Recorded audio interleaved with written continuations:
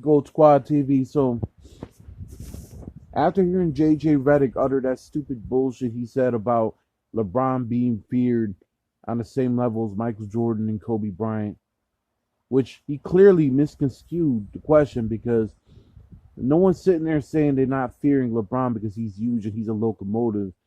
What Stephen A. Smith was trying to tell him is that mentally they didn't fear LeBron the way they feared Michael and Kobe.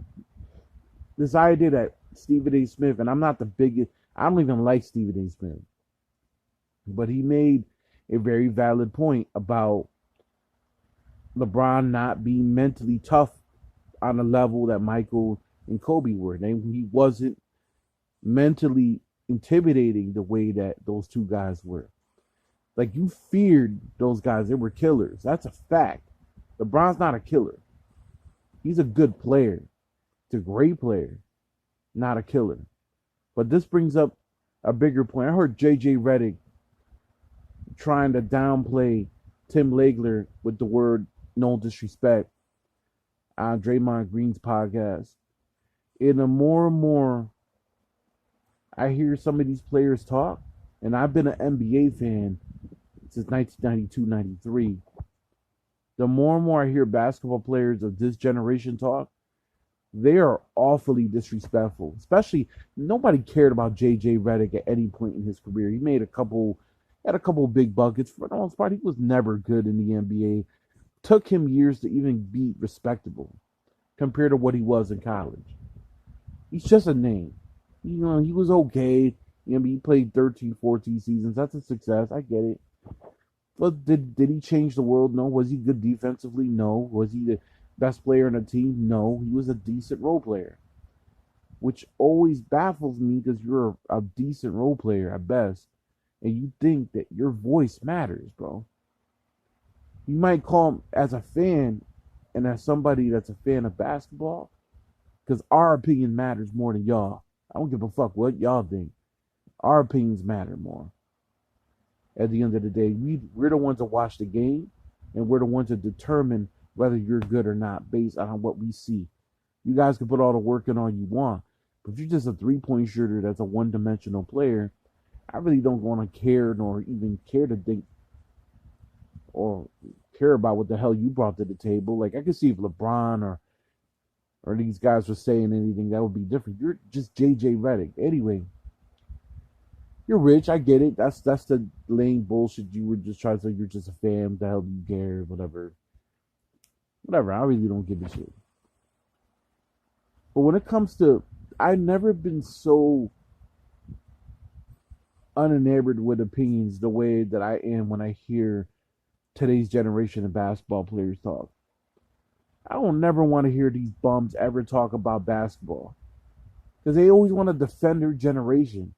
The generations before that never cared about none of that shit. I never heard Allen Iverson say Bob Cousy couldn't do what I could do. I'm sure sure Iverson would think that. Of course, Bob Cousy wasn't crossing people over, but in his era, he was great. I never heard Iverson disrespect the legends. I've never heard him disrespect the legends. You never heard basketball players talk about basketball players from different eras to try to big their era up the way that this younger generation or this generation of basketball players, which is really from 2003 to probably 2020-ish, 21-ish, all I hear is these guys talk like their game is so much more skilled when it isn't. You guys never played in a league where you had to deal with hand checking, physical play. Guys didn't play in a league where it was really legit strategy to take somebody out. That this idea that you guys think that your era is so much better than the guys that came before because you shoot more threes, that's laughable. Tim Legler won a 3-point contest, like in record numbers until recently got broke. If Tim Legler played in today's era, he would be one of the best 3-point shooters to ever play. Was he a great all-around player? No, but I think Tim Legler would be better than JJ Redick. Barring injuries, if Legler didn't have the injuries that he had, he definitely was a better shooter than J.J. Redick. Because J.J. Redick had moments where, as good as he was very streaky. Especially those first few years in the league. Legler didn't play long enough, but he was definitely a shooter. And when he said that, no disrespect, but we just shoot this on a way higher level and a much more, it's a different game. I felt it was condescending, and I felt his argument towards Stephen A. was condescending. I think that these younger guys in this younger era, they want to act like their basketball was better than the guys from previous generations. And while if you're a superstar, I think you have a right to speak your mind, even if I don't agree. I don't think J.J. Redick's opinion should mean anything. That's just me. A role player should not be talking about how the game is different and much better, and then talk trash at other role players that played in previous eras. Like, that's ridiculous to me. I've never heard generations of basketball players disrespect previous generations the way that this generation does. They talk like they're so much smarter and they're so much above and advanced. Y'all wouldn't be advanced if the game still had physical rules and you were getting clotheslined every time you were going to the rim, having no layup rules. When coaches were making sure you couldn't even get off a pick without getting screened in the next week. Don't get me started, man. J.J. Redick wouldn't have survived in the 80s. He wouldn't have survived in the 80s. He wouldn't have survived in the 90s until maybe the late 90s, maybe the late 90s. But even then, he wouldn't have been as accurate of a three-point shooter. As a matter of fact, since he didn't play much defense, he probably would have never seen the time and day on a court the way he did later in his career.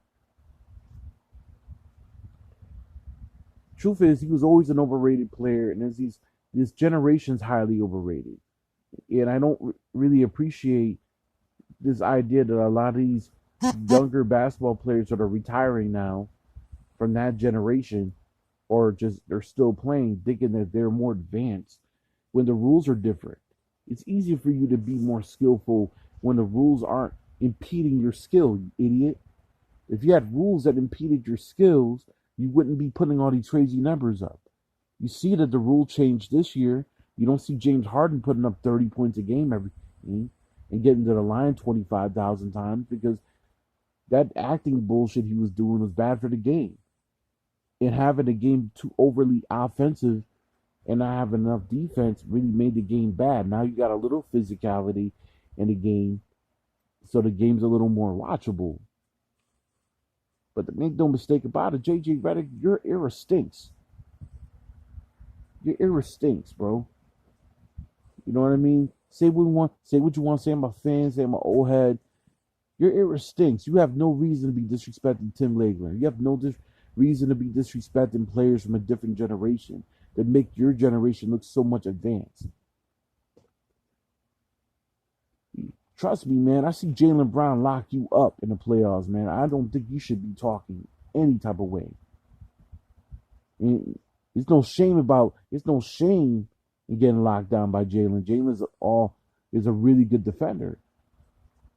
But he shut you up, bro, when he was like a second-year player. You were an average role player at best, man. Goat Squad TV. I'm not even going to say leave your comments. I'm going to disable the comments. I ain't trying to have idiots hitting me up. I'm just going to make it known. This generation is very disrespectful. They need to be checked. Goat Squad TV.